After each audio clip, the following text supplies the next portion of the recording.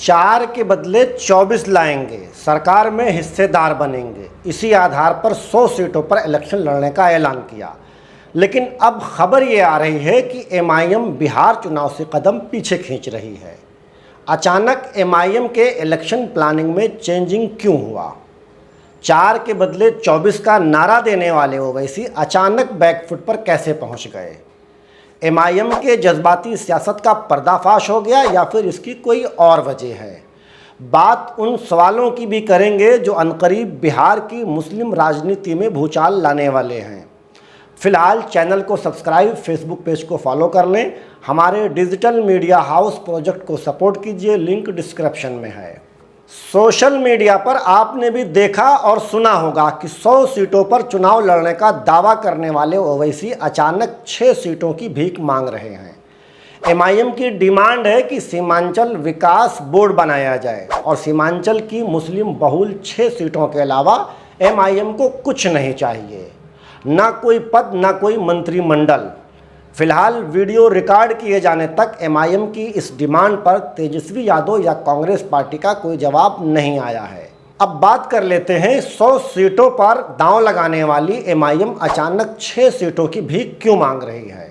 तो इसकी पहली वजह है जज्बाती राजनीति। एमआईएम तेलंगाना से बाहर जहां भी जाती है सीधे चुनाव में कूद पड़ती है। जज्बाती मुसलमान उसे कामयाब भी कर देते हैं, लेकिन असली आजमाइश शुरू होती है चुनाव जीतने के बाद।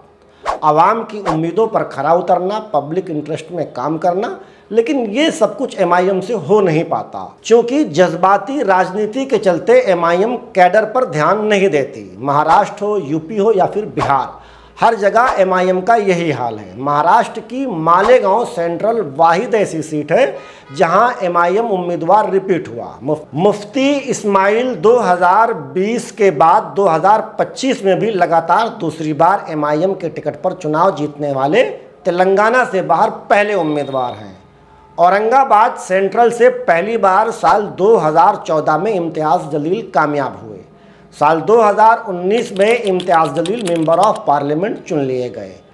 एमआईएम के इतिहास में ये पहली बार था जब हैदराबाद के अलावा कहीं से कोई दूसरा एमपी बना हो। हालांकि दूसरे टर्म में इम्तियाज़ जलील को शर्मनाक हार का सामना करना पड़ा।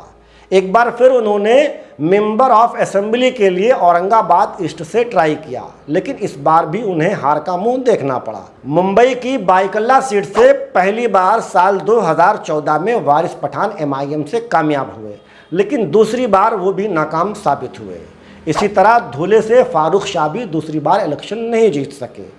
बिहार में सबसे पहली कामयाबी एमआईएम को बाई इलेक्शन 2019 में मिली, जब पतंग के निशान से कमरुल हुदा साहब चुनाव जीतने में कामयाब रहे। लेकिन साल 2020 के जनरल असेंबली इलेक्शन में एमआईएम किशनगंज विधानसभा सीट हार गई।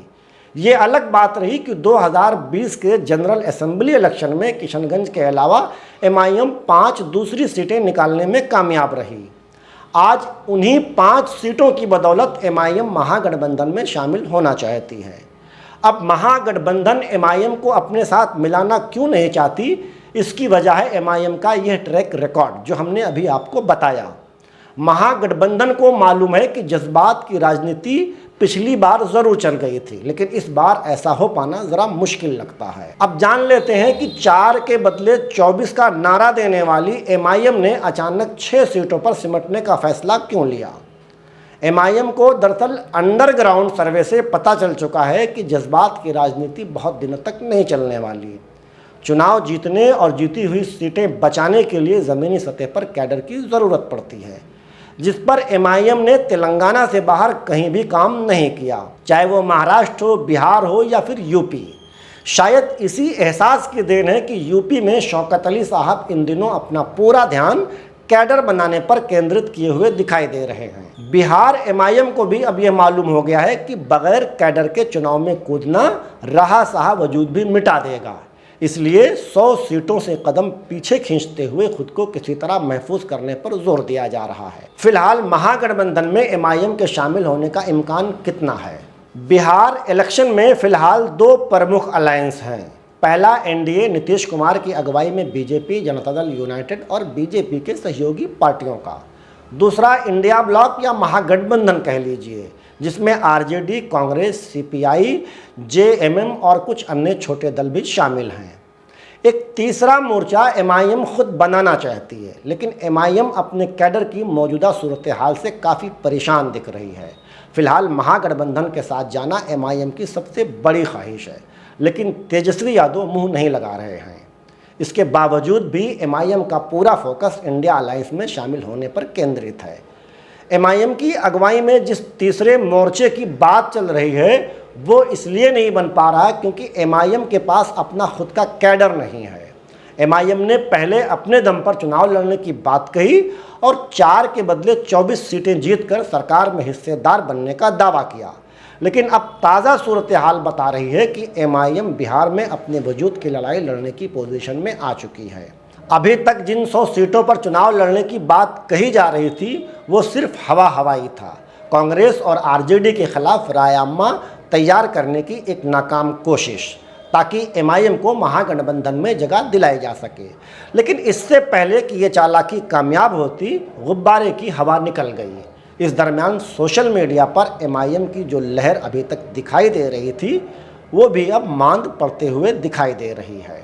एमआईएम अब ढोल बजाए या नगाड़ा, उसका कुछ नहीं हो सकता। बिना कैडर के एमआईएम अगर अपनी जीती हुई 5 सीटें भी बचा ले तो बड़ी बात होगी।